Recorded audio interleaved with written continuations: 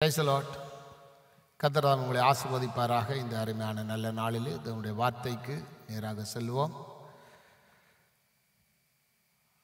மத்தேயு எழுதின சுவிசேஷம் 19ஆம் அதிகாரத்திலே 29வது வசனத்தை வாசிக்க கேட்போம். என் நாமத்தின் நிமித்தம் வீட்டையாவது சகோதரரையாவது சகோதரிகளையாவது தகப்பனையாவது தாயையாவது மனைவியையாவது பிள்ளைகளையாவது நிலங்களையாவது விட்டவன் எவனோ அவன் நூறத்தனையாய் அடைந்து நித்திய ஜீவனையும் சுகந்தரித்துக் கொள்ளுவான். ஆமென். ஆண்டவருடைய பரிசுத்த நாமத்துக்கு மகிமை உண்டாவதாக. கர்த்தருடைய ஆவியானவர் நாம் எல்லாருக்கும் உதவி செய்வாராக. இந்த வசனம் இப்படியாக சொல்லுகிறது, நாம் இவைகளையெல்லாம் விட்டு வர வேணும் என்று ஆண்டவர் சொல்லுவது போல சில வேளை நாம் மாறி எடுத்துக்கொள்ளுகிறோம்.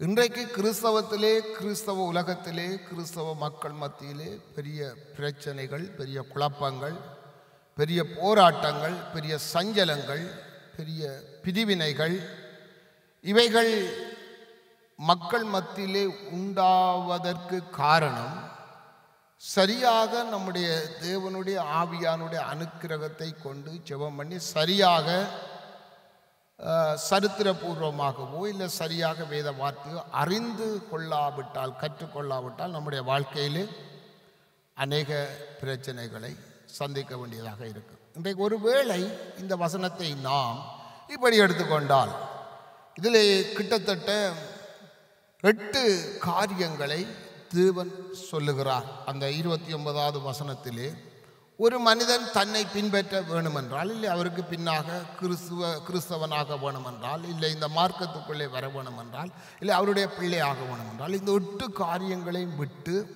தான் வர வேணும் என்று யாராவது இந்த காரியத்தை நீங்கள் மாறி எடுத்திருந்தால் உங்களுக்குள்ளே ஒரு பெரிய போராட்டம் வரும். ஆண்டவர் அன்பானவர், ஆண்டவர் சர்வ வல்லமை உள்ளவர், பூமியும் அதன் நிறைவும் கர்த்தருடையது, யாரும் சொல்லலாத என்னுடையது என்று. என்னுடைய கணவன், என்னுடைய மனைவி, என்னுடைய பிள்ளை, என்னுடைய காணி, என்னுடைய நிலம் என்று யாரும் சொல்ல முடியாது. ஏனென்றால் நன்கு வேதத்தை அறிந்த மக்களுக்கு தெரியும், எல்லாம் அவருடைய கிருபை, அவர் கிருபையாய் நமக்கு கொடுத்திருக்கிறார் என்பதுதான் உண்மை.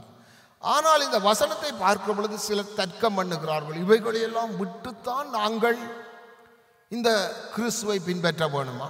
அதுதான் நீங்கள் மாறி எடுக்கிறீங்க. ஆண்டவர் அப்படி சொல்லலை. இவைகளை எல்லாம் நீங்கள் விட்டுட்டு வாருங்கள் என்று சொல்லவில்லை. இவைகள் எல்லாம் உங்களை விடும். இப்போ என்னுடைய தகப்பனார் இல்லை என்னுடைய தாயார் நான் இருந்த மதத்தை விட்டு இயேசு கிறிஸ்துவை சொந்த இரட்சகராக ஏற்றுக்கொள்ளுகிறவர்கள் அவர்கள் என்னை தள்ளுவார்கள், என்னை ஏற்றுக்கொள்ள மாட்டார்கள். என்னுடைய சகோதரர்களோ இல்லை என்னுடைய உறவுகளோ இவைகளை எல்லாம் தள்ளுவார்கள். அவைகளுக்கு மத்தியிலே அவர்களுக்காகவும் ஜெபம் பண்ணி பரிந்து பேசி இந்த இயேசுவை பின்பற்றுவது தான் கிறிஸ்தவம். இன்றைக்கு என்னென்றால் அவர்கள் மாறி எடுக்கிறார்கள். இவைகளையெல்லாம் விட்டுத்தான் வரணும் என்று சிலர் விட்டுட்டே வந்திருக்கிறார்கள். ஆனால் ஆண்டவர் அதை சொல்லவில்லை. இன்றைக்கு அவர் விட்டுட்டு வந்ததினாலே அநேகருக்கு இடர்கள். என்ன தகப்பனை விட்டுட்டு போகிறார்கள், தாயை விட்டுட்டு போகிறார்கள், இவ்வளவு சொத்தை விட்டுட்டு போகிறார்கள். அப்படி ஆண்டவர் சொல்லவில்லை.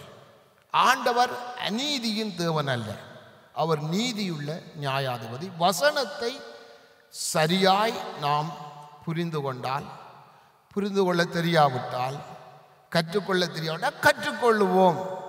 யாரிடத்திலே? நல்ல வேத ஆராய்ச்சியாளர்கள், வேத பண்டிதர்கள், சரித்திரபூர்வமான காரியங்களை எந்த காலத்திலே இயேசு கிறிஸ்து எப்படிப்பட்ட சூழ்நிலையிலே இதை பேசினார், எதற்காக பேசினார், இன்றைக்கு என்னுடைய சூழ்நிலை எப்படி, என்னுடைய வாழ்க்கை எப்படி என்பதை நிலை நிறுத்து அங்கே இந்த வசனத்தோடு ஒப்பிட்டு பார்த்து முடிவெடுப்பதான் தேவனுடைய பிள்ளைகளுக்கு அழகு. எல்லாம் ஆண்டவர் சொல்லிட்டார், இனி அப்பாவை பார்க்க மாட்டேன், அம்மாவை பார்க்க மாட்டேன், அண்ணனை பார்க்க மாட்டேன், சொத்தை பார்க்க மாட்டேன். இவைகள் இதில் சொல்லப்படுற 8 காரியங்களும் எங்களை எதிர்க்கும், எங்களை வெறுக்கும், எங்களுக்கு விரோதமாக எழும்பும்.